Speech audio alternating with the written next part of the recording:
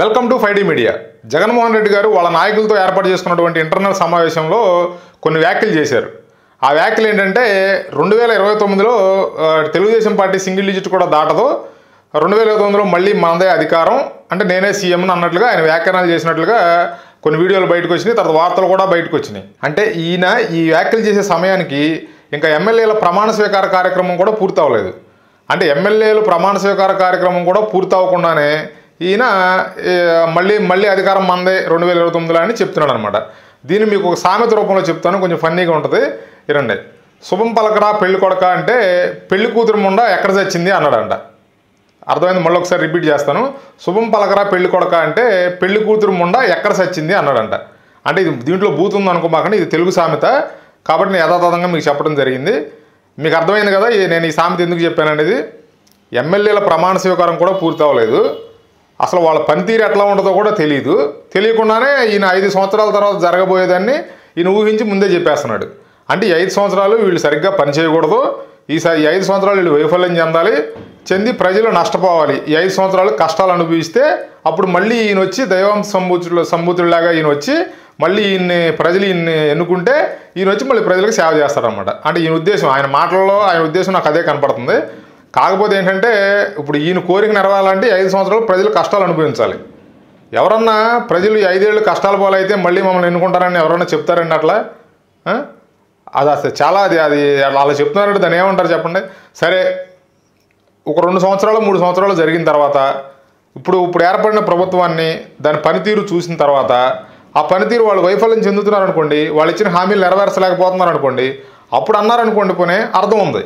ఎందుకంటే వీళ్ళు ఆల్రెడీ వైఫల్యాలు చూస్తూ ఉంటారు కాబట్టి ప్రజలు కూడా యాక్సెప్ట్ చేస్తారు. ఎమ్మెల్యేల ప్రమాణ స్వీకార కార్యక్రమమే పూర్తి అవ్వలేదు, అప్పుడే ఈయన వచ్చి 2029లో అధికారం మందే అంటున్నాడు. సరే, దీనికి ఒక ఉదాహరణ చెప్తాను మీకు. ఒక ఫ్యామిలీ లిటిగేషన్స్ చూసి ఒక లాయర్ ఉన్నాడండి.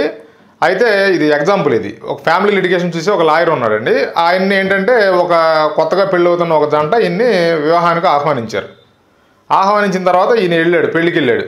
వెళ్ళి ఆ వధూవరులను ఇద్దరిని ఆశీర్వదించిన తర్వాత ఈయన జేబులోంచి ఒక విజిటింగ్ కార్డు తీసి 2 విజిటింగ్ కార్డులు తీసి ఇద్దరికి చెరొకటి చేతిలో పెట్టి అమ్మ నేను ఫ్యామిలీ డిస్ప్యూట్స్ బాగా ట్రీట్ చేస్తాను, నా సక్సెస్ రేట్ కూడా ఎక్సలెంట్గా ఉంది విడాకులు ఇప్పించడంలో, కాబట్టి మీకు ఫ్యూచర్లో ఏమైనా సమస్య వస్తే నన్నే సంప్రదించండి అని చెప్పి ఆయన ప్రమోట్ చేసుకుంటున్నాడు అక్కడ ఆ వివాహ వేడుకలో. ఎట్లా ఉంటుందో చెప్పండి అది. అట్లా ఇంకో ఉదాహరణ చెప్తాను. ఒక వ్యక్తి ఈ బాడీ ఫ్రీజర్స్, చనిపోయిన శవాలను ఫ్రీజర్లో పెడతారు కదా, వాళ్ళ బంధువులు వర్గం వాళ్ళు రావడానికి లేట్ అయితే కొంత సమయం ఫ్రీజర్లో పెట్టి ఉంచుతారు కదా శవం పాడవకుండా. అట్లా ఫ్రీజర్లు సప్లై చేసి ఒక షాప్ స్టార్ట్ చేశాడు ఒక వ్యక్తి.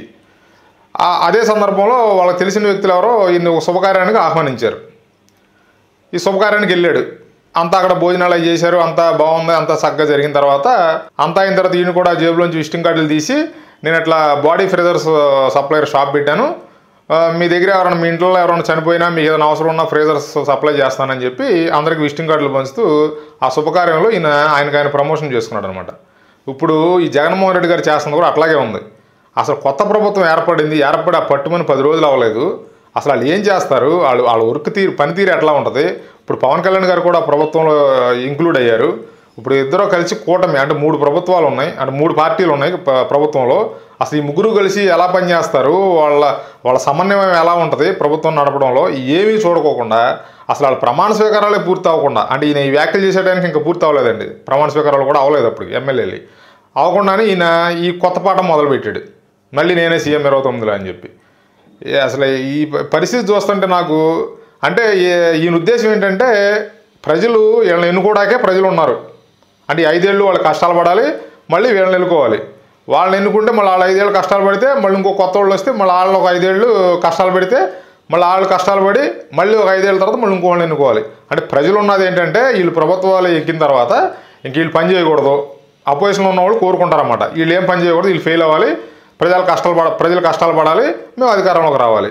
అంటే వీళ్ళ కోరికలు వీళ్ళు కోరుకునే విధానం చూడండి అసలు.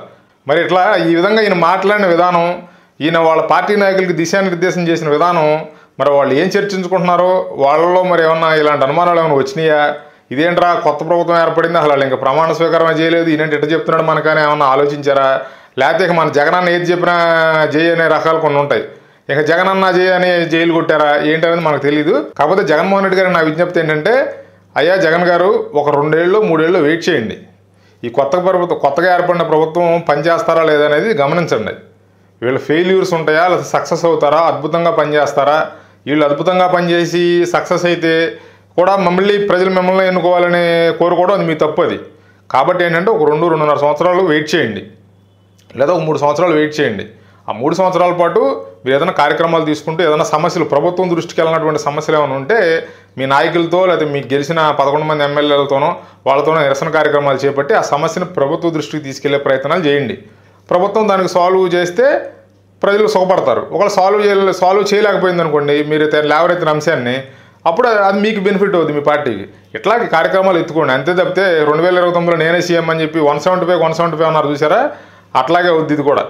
ఇప్పుడే అసలు ప్రమాణ స్వీకారం పూర్తి అవ్వకుండానే మళ్ళీ నెక్స్ట్ ప్రభుత్వం మందే అన్నారనుకోండి, అది కూడా 175 అన్నట్లే ఉంటుంది.